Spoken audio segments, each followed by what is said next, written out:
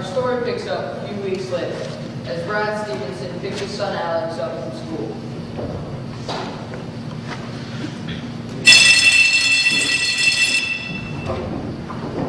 See you, Frank. See you, Stan. See you later. Oh, hey, Dad. Thanks for picking me up from school. Well, so how was your day? It's pretty good. If you're up for it, you go for a walk and you go to John's and do that. Sounds great. Did you take off to work early today? Yeah. Your mom and I actually went to go visit your grandfather for the first time in 20 years. How'd it go? It was really emotional for both of them, I'm sure you can imagine. But overall, I think it went really well. Your mom is such a strong woman to be able to face all that emotion and then still want to reestablish a relationship with your father. Wow. This will be quite a day for her. Yeah. Dad, what causes someone to abuse their own children the way that grandpa did? I can't even imagine. Well, I know in your grandfather's case, pornography is a huge part of it. I have no idea what can be that dangerous. Well, yeah, like drugs or alcohol, it just starts out small, but it consumes you if you're not careful. Alex, have you ever been exposed to pornography? It's hard not to be in today's world, Dad. It's all over the internet. Do you mind if I ask you a personal question? Sure, Alex, go ahead. Were you involved in porn when you were my age? I was a little bit. But thankfully, I didn't go overboard like a few of my friends, who eventually ruined their marriages and their lives with it. How did you fight the temptation? Well, my dad set a wonderful example for me by loving my mom as much as he did. I knew by his example that I wanted a real love relationship like he had, rather than living in some form-fed fantasy.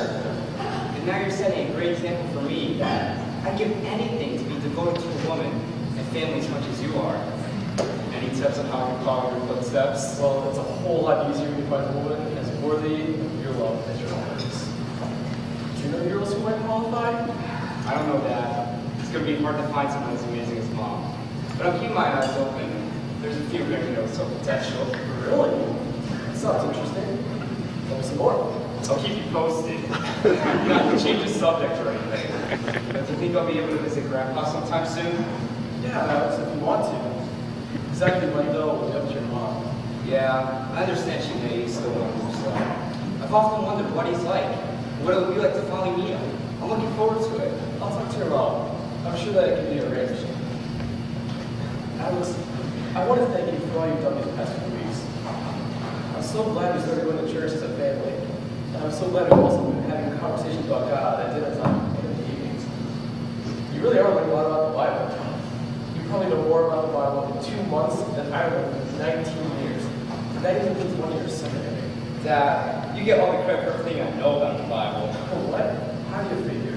The other night, Mom told us actually her master plan that I meet Josh and Kyle and get influenced by them. They sure have influenced me. First introducing me to Jesus, and then Josh especially, helping me to grow and live out this Christian life. Now that you mention it, maybe I do get all the credit for the creator of the universe stepping in and transforming your life. Or if not all the credit, at least enough to buy your own a doctor. Come on, Dad. Come on.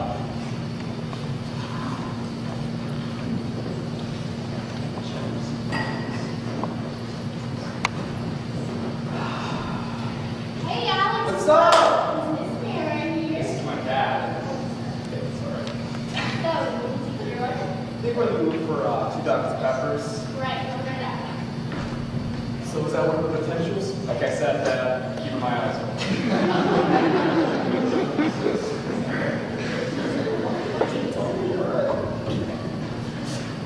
Yes, you're the best.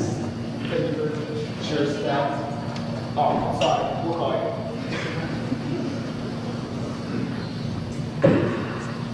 You know, Alex, I'm worried about you. You pour so much into your faith, and I would hate to see you burned bitter again. Josh is going to be leaving in a couple weeks, and I would hate for the wrong person to step in and take advantage of your trust. What are you saying, Dad? What's your advice? I'm not sure what I'm advising. I've just seen so many hypocrites in churches and Christian circles. You know, next thing you know, someone's abandoning their life dreams, joining a religious commune, singing "Who White All" day long. Or someone else is giving all their life savings to some televangelist who could care less about God than people they were on. You know, Alex, I'm not saying these things are going to happen to you. I'm just saying young, zealous Christians like you are the ones that hurt the most. Dad, there's no no need to worry. I'm not planning to join communists who buy all day long, and I do not expect to be sending checks in a flash of televangelist anytime soon. In fact, I can promise you I won't be doing it in the next 100 years. Dad, I cannot promise I won't be a missionary. I truly believe every Christian needs to be available to go wherever God may send them, even to the most isolated tribe in Borneo. I don't believe serving God on mission field is risking your life. What would you say about Josh's dad? Is he wasting his life out there in the middle of Africa? Of course not. Dr. Fowler is one of the best surgeons in the world and highly respected everywhere. He went to college and studied hard to prepare for his labor work. And now he's a specialist and world-renowned everywhere for his kindness and his expertise. He's a great example of how to use all your faith and potential to live a fulfilling life. Josh is considering not even going to college, so he can jump right out of the mission field. Dr. Fowler supports his son's mission work with or without higher education. I respect Josh and Dr. Feller's wisdom. They obviously have a great support team and lots of wisdom. And Alex, I would hate for you to try to be a missionary with only having your trust in God, but not having a solid support team. I'm not sure what I want to do after high school. To be honest with you, Dad, thinking about following your footsteps in business, you have taught me and shown me so much.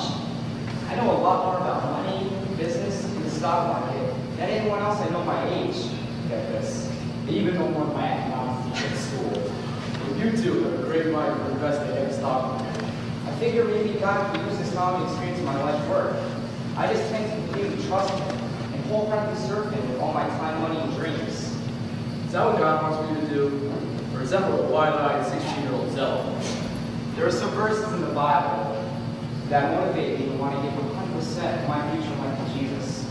Matthew 13, 44 to